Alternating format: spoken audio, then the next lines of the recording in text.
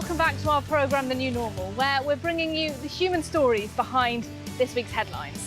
Coming up, coronavirus at the height of summer, from Italy to Pakistan. And what next for Hong Kong, 1 month after the security law is imposed. Today, we're in the Marais, one of the most famous neighbourhoods of Paris. Famous for its beautiful gardens, its boutique shops, and normally for its tourists. But this summer, there are few visitors to the French capital. It is coronavirus, of course, that is to blame, and it's a similar picture across Europe. So in Italy, the government has taken a decision to introduce a cash scheme known as a holiday bonus to encourage Italians to summer in the country this year. Natalia Mendoza has the story. Despite Italy's rich cultural heritage, the country is having difficulty attracting visitors since the end of lockdown, 5 months after the outbreak of the coronavirus pandemic. So the government has announced a financial incentive for Italians to holiday in Italy. The objective is to avoid the collapse of the tourism industry, which represents 13% of the national GDP. L'Italia proprio vive di turismo, però attualmente a causa del coronavirus purtroppo vediamo pochi turisti. Appunto, come ho già detto, è un anno complicato, quindi incoraggiare e stimolare le famiglie ad andare in vacanza e poi riprendere la produttività che quest'anno si è fermata sarebbe buono. Questa gente che purtroppo non ha, diciamo, la moneta per poter viaggiare. This is the case for Carlo, who has been unemployed since the outbreak of the virus. When he found out about the scheme, he didn't hesitate to sign up, using the app put in place by the Italian Ministry of Culture. E poi una volta qui ci sono tutti i servizi, bonus vacanze, clicchi, col QR code da fare vedere al gestore della struttura che ti riceve. The bonus is used for tourist accommodation and is broken down into 3 categories: €150 for an individual, €300 for a couple, and €500 for a family, so long as you can find an establishment that accepts the bonus scheme and applies the discount. Accettate il bonus vacanza, quello che è stato disposto dal governo quest'anno? Nel caso in cui ne dovesse disporre, certamente. But several hotel owners refuse to accept the bonus scheme. Buongiorno Lindsay. Like Roberto, who runs this hotel in Rome. He's upset that the reimbursement from the Italian government is not automatic.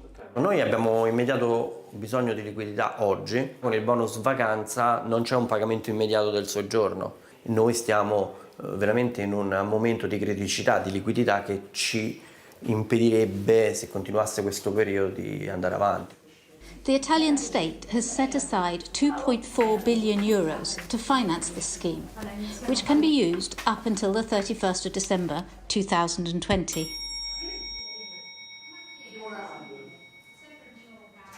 Well, in Italy, the ripple effect of the pandemic is being felt not just in the tourist industry, but across the economy. Take farming. Many seasonal workers left Italy at the start of the lockdown, and now there simply aren't enough hands to work the fields. Our reporter has been hearing the frustrations of one farmer. Gli italiani non è che preferiscono questo lavoro. I ragazzi che lavorano con noi storicamente sono ragazzi del Marocco e le frontiere erano bloccate e non potevano rientrare. Praticamente siamo rimasti così senza questa manodopera. Non avevamo i ragazzi per piantare, per fare le scerbature.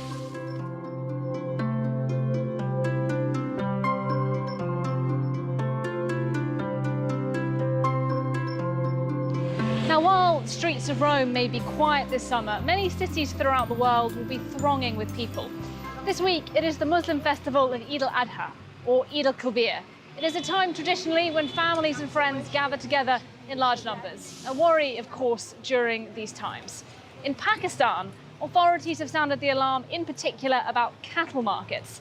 They say they could be fertile ground to spread the disease. Our team in Lahore have the story. Nearly 12,000 people visit this cattle market every day to choose the animal they'll sacrifice for the Muslim festival of Eid al-Kabir. But officials believe such gatherings largely increase the risk of spreading COVID-19.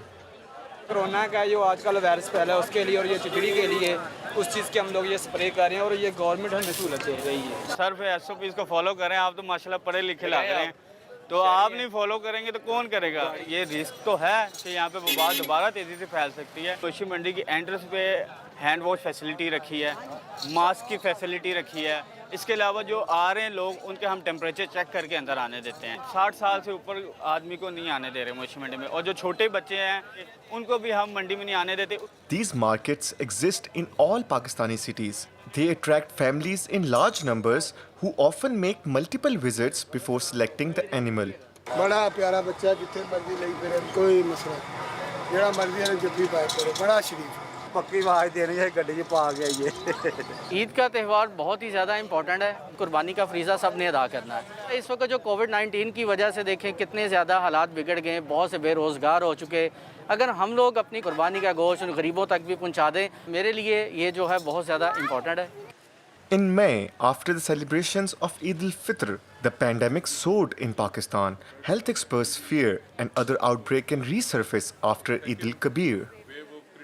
जो इसका impact हो सकता है, bad impact, तो ये जो लोग देहातों से आए हैं, शहर के लोग ना चाहते हुए भी उन लोगों को ट्रांसफ़र कर देंगे, और जब ये लोग वापस जाएंगे अपने देहातों में डिजीज़ एक्वायर करके, तो फिर ये वहाँ तक बीमारी पहुँचा देंगे जहाँ पहले नहीं पहुँची।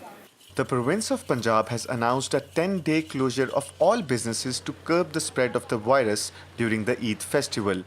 But the decision does not affect cattle markets.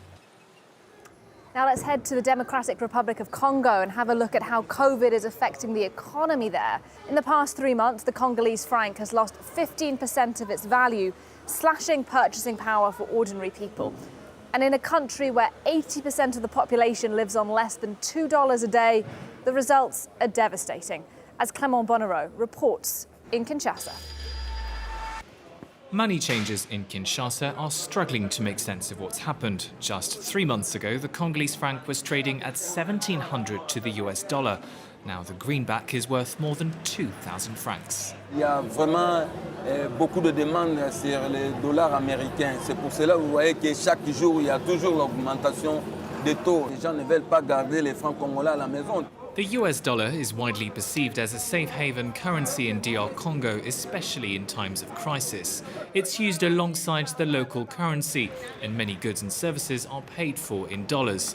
This public sector worker, for example, receives his salary in Congolese francs but pays his rent in dollars.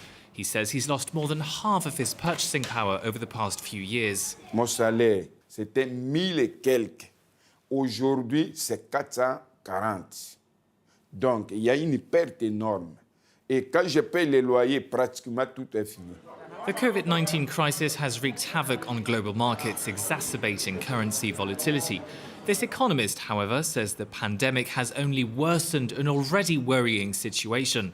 He blames this on the rapid increase in public spending since President Félix Tshisekedi came to power a year ago, and in particular the launch of costly infrastructure projects. Ces investissements publics, malheureusement, au lieu d'utiliser le matériel ici, on a importé. On est arrivé à la fin de l'année 2019, le déficit de balance commerciale a explosé. DR Congo has long grappled with chronic economic instability. The country exports very little and imports almost everything, which increases the demand for dollars. Forecasters predict the exchange rate will reach 2,600 Congolese francs to the dollar by the end of the year.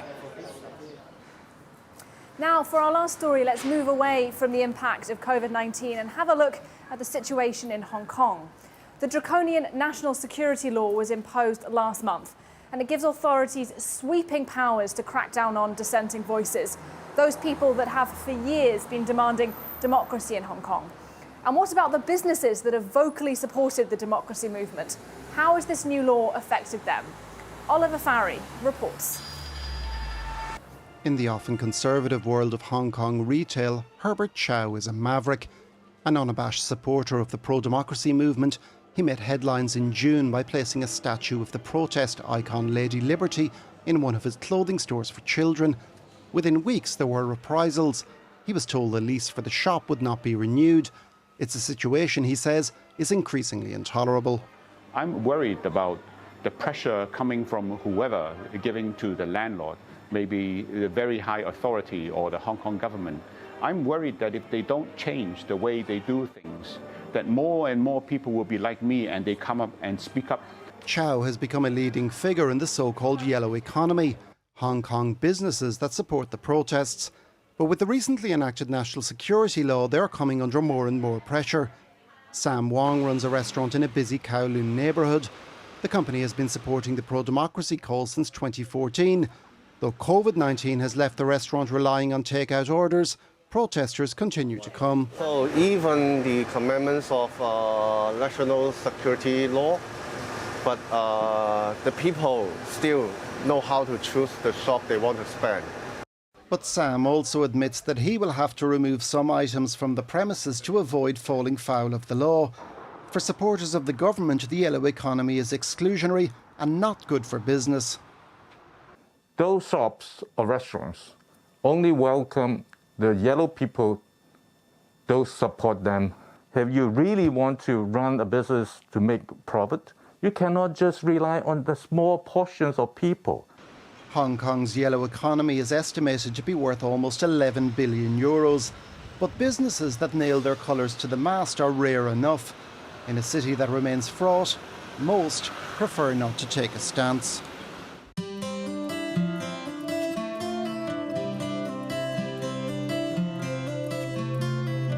That's it for this week's episode. Thank you very much for watching, and let's leave you now with some images from Thailand, because while the protests in Hong Kong may have been snuffed out for now, in Thailand rare demonstrations are taking place.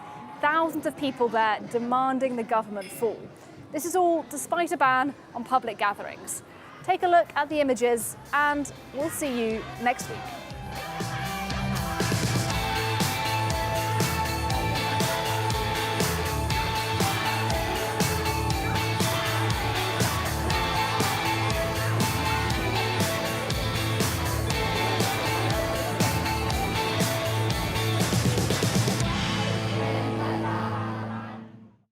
I'm Natalie Savaricas, and you'll usually find me in news, reporting on Greece's enduring financial turmoil and protests, but also the refugee emergency, here on France 24. Natalie Savaricas, one of the 200 France 24 correspondents around the world.